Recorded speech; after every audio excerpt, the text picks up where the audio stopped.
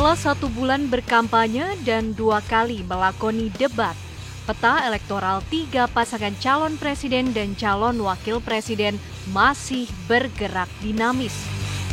Hasil sigi dari sejumlah lembaga survei di penghujung tahun lalu masih menempatkan pasangan nomor urut 2, Prabowo Gibran, sebagai jawara.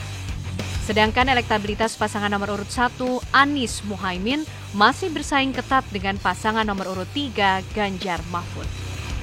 Survei yang dilakukan Indikator Politik Indonesia menunjukkan Prabowo Gibran masih berada di posisi puncak dengan elektabilitas 46,7% dari 1.217 responden. Survei yang digelar 23 hingga 24 Desember 2023 lalu menempatkan Ganjar Mahfud berada di posisi kedua sebesar 24,5% dan elektabilitas Anies Muhaimin berada di posisi buncit dengan raihan 21%. Pasangan dari Koalisi Indonesia Maju, Prabowo Gibran, juga masih menjadi pemuncak elektabilitas dari survei terbaru Center for Strategic and International Studies atau CSIS. Elektabilitas Prabowo Gibran mencapai 43,7%. Di posisi kedua ditempati Anies Muhaimin dengan elektabilitas 26,1% dan pasangan nomor urut 3, Ganjar Mahfud, berada di juru kunci dengan elektabilitas kurang dari 20%. Hasil yang tidak jauh berbeda juga ditunjukkan dari Lingkaran Survei Indonesia atau LSI Denny JA yang melakukan survei pada 17 hingga 23 Desember 2023 lalu. Elektabilitas Prabowo Gibran juga masih menempati posisi puncak dengan angka mencapai 43,3%. Hasil survei ini terpantau jauh dengan pasangan Anies Muhaimin dan Ganjar Mahfud yang masing-masing meraup 25,3% dan 22,9%. Dukungan terhadap pasangan ini, Prabowo Gibran, selalu stabil melampaui di atas 40%. Tren Ganjar Mahfud justru mengalami penurunan dari 3 survei terakhir yang kita lakukan di pasca penetapan calon. Yang ketiga, Anies Muhaimin justru mengalami kenaikan bahkan melampaui Ganjar Mahfud. Ya, di survei-survei kita sebelumnya trennya Anies Muhaimin masih di bawah Ganjar Mahfud, tapi saat ini di akhir Desember 2023 ya, Anies Muhaimin mampu melewati Ganjar Mahfud. Ya, angkanya kita lihat di akhir Desember 2023 di angka 25,3%.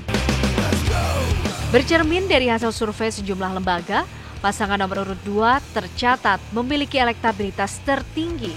Kendati unggul di berbagai survei, elektabilitas pasangan Prabowo Gibran belum pernah menyentuh angka 50%.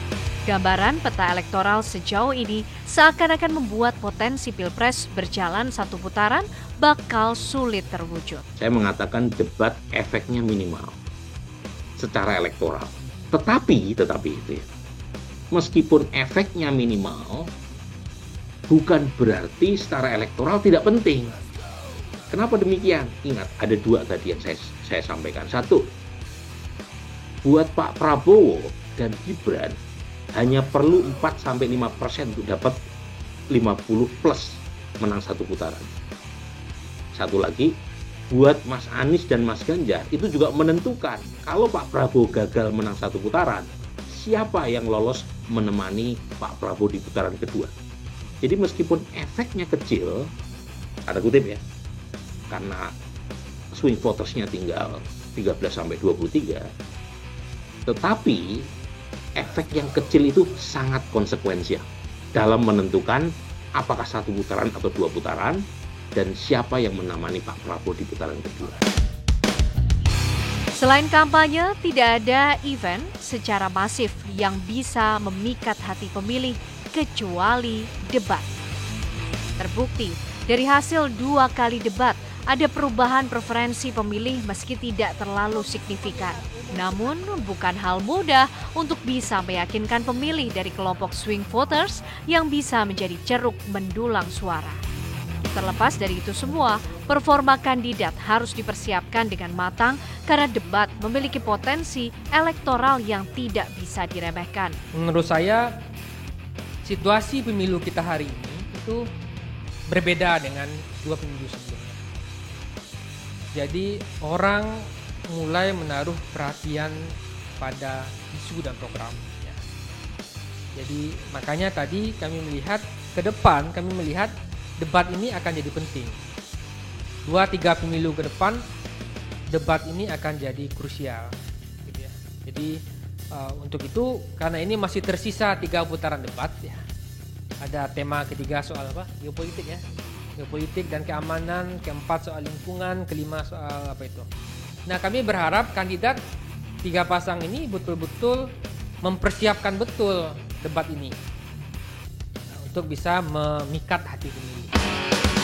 Pasangan Prabowo Gibran saat ini memang masih mencatatkan elektabilitas terkuat yang diprediksi sulit terkejar oleh 2 kontestan lainnya. Namun yang perlu diingat, elektabilitas tinggi tidak selalu jadi jaminan menang saat pemungutan suara. Elektabilitas tinggi juga akan menjadi sia-sia jika Pilpres berlangsung 2 putaran. Peluang semua kandidat masih terbuka lebar, asal mampu memikat hati pemilih tanpa banyak blunder dan sandiwara.